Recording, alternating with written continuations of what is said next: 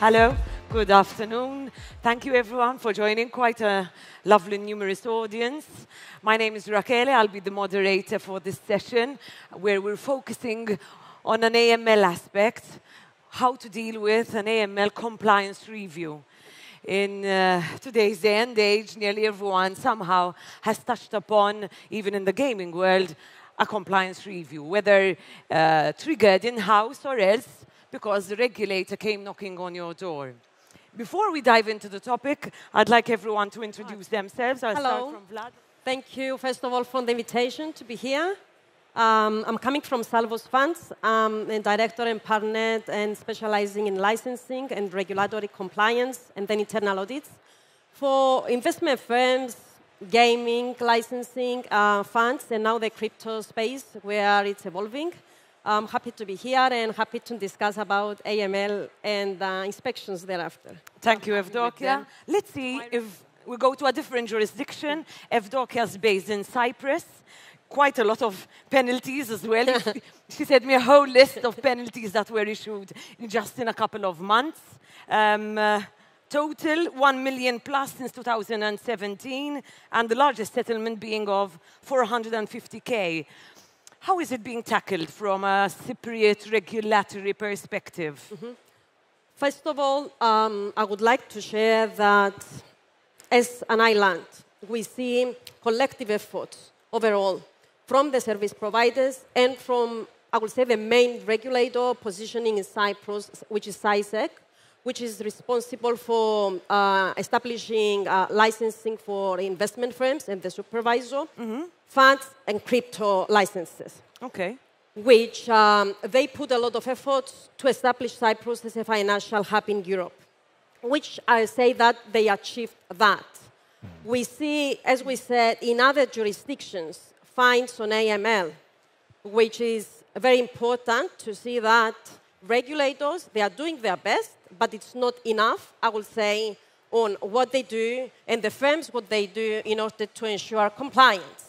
So when the regulators comes with fines, what we see as service providers, we see the investment firms, which is the biggest pie, I would say, in Cyprus, trying to ensure compliance and review their practices.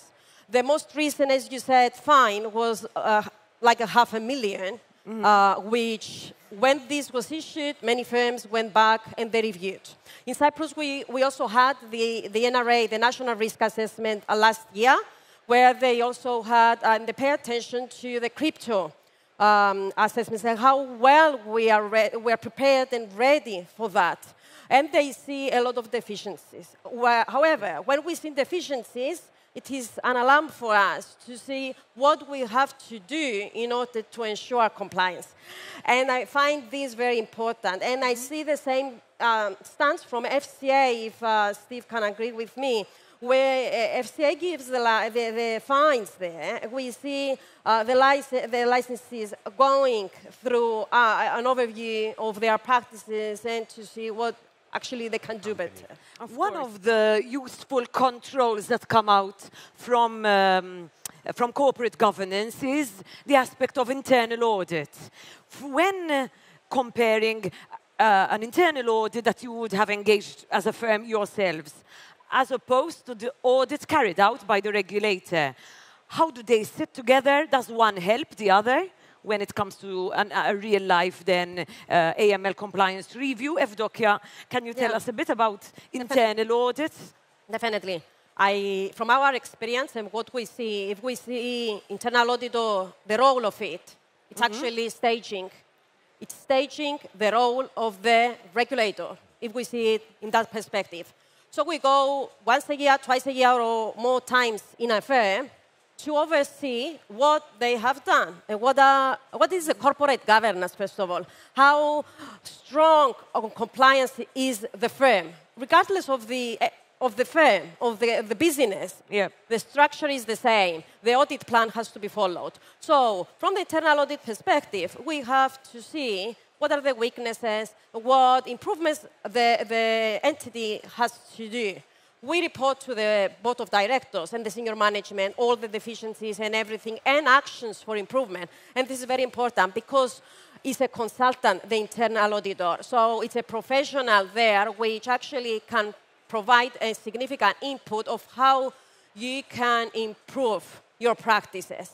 So there, I would say, it's down to the second line of defense, which is the compliance officer and the risk management, the senior management, after all, to proceed with the rectification of the deficiencies.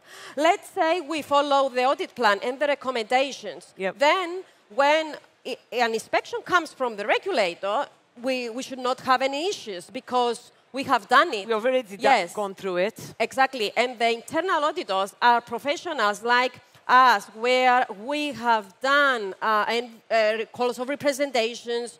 We help the firms ensure compliance. So if the firm listens to that, then we will not have it will not reach, I would say, in the stage where we're going for call of representations from the regulator.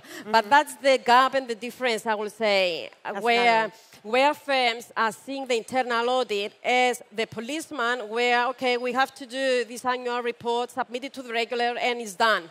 It is not done. It's actually there to help you ensure the compliance and then for you to do things and before the inspection comes, because it will come eventually. So you should not wait for the inspection to come and then how we will solve things. Of course. Yes, and after all, we can see the internal auditor and the consultants being on the side of less costly in compliance. The regulator will not take that position. Exactly. It's not in its interest, of course. Less costly compliance builds brand reputation as well. Whereas if you wait for the inspection to come and for the regulator to come, the fine comes, and then you destroy your whole efforts on building your brand and ensuring compliance. Of course. I think they've said it all. Quite a lot of notes for you to take. We'll be around if you'd like to speak to us after. Thank you for your attention and enjoy the rest of the conference. Thank you, WH Partners, for the session. Thank you. Thank you.